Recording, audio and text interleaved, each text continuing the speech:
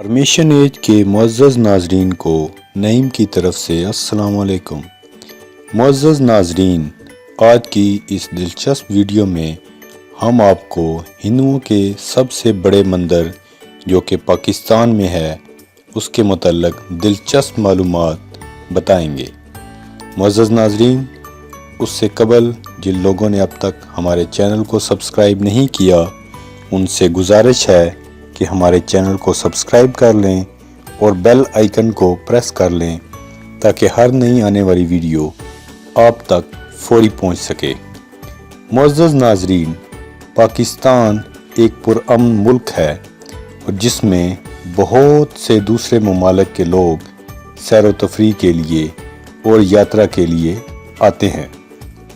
اسی طرح معزز ناظرین، کٹاس راج جو کہ ہندوؤں کی ایک قدیم عبادت گاہ ہے جہاں بھارت ہمسایہ ملک سے ہندو کافی تعداد میں یاترا کے لیے آتے ہیں۔ معزز ناظرین، کوہستان نمک کے درمیان چکوال سے تقریباً 30 کلومیٹر کے فاصلے پر بجانب جنوب ہندوؤں کا متبرک مقام کٹاس واقع ہے۔ مہابھارت جو مسیح علیہ السلام سے 300 سال پہلے کی تصنیف ہے، اس میں اس جگہ کا ذکر موجود ہے۔ اس کی وجہ تسمیہ کے بارے میں تاریخ جیلم کے پرانے نسخے میں بتایا گیا ہے کہ برہمنوں کی روایت کے مطابق جب شیو دیتا کی بیوی ستی مر گئی، اسے اتنا دکھ ہوا کہ اس کی آنکھوں سے آنسوؤں کی ایک لڑی جاری ہو گئی اور ان سے 2 متبرک تالاب وجود میں آئے، ایک پشکار اجمیر اور دوسرا کٹکشا۔ سنسکرت میں اس کا مطلب آنسوؤں کی لڑی ہے۔ یہی لفظ بعد میں کثرت استعمال سے کٹاس بن گیا۔ جنرل الیگزینڈر کتھگم جو کہ آرکیالوجی سروے آف انڈیا کے ڈائریکٹر جنرل تھے کہ بقول کٹاس کا مقام ہندو یاتریوں کے لیے انتہائی مقدس حیثیت رکھتا ہے۔ ایک روایت کے مطابق پانڈوؤں نے کٹاس میں 12 سال گزارے اور ست گڑھ کے مندر تعمیر کروائے۔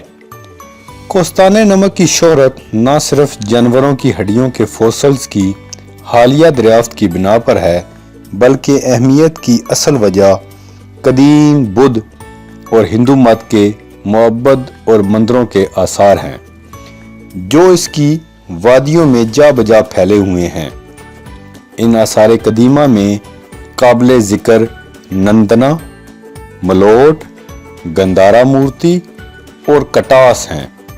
بنیادی طور پر کٹاس کی وجہ شہرت وہ قدرتی چشمے ہیں جن سے گنیا نالہ نکلتا ہے۔ چینی سیاح ہیون سانگ کے مطابق یہ تالاب مختلف ناموں سے پکارا جاتا تھا جیسا کہ وسکنڈ، زہریلا چشمہ، امیر کنڈ، چمر کنڈ اور کٹکشا کنڈ کہلاتا تھا۔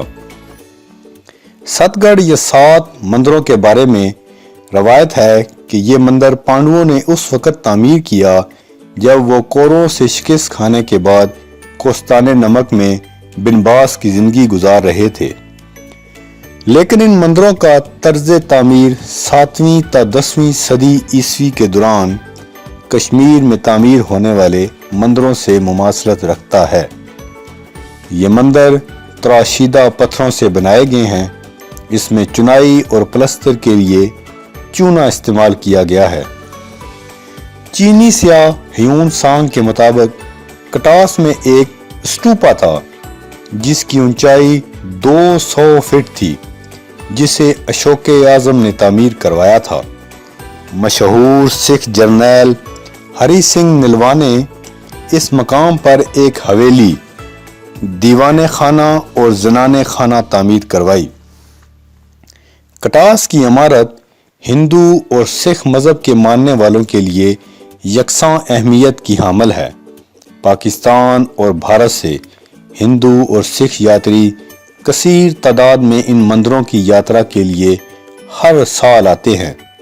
یہ عمارت फन तामीर के नादर नमूने हैं।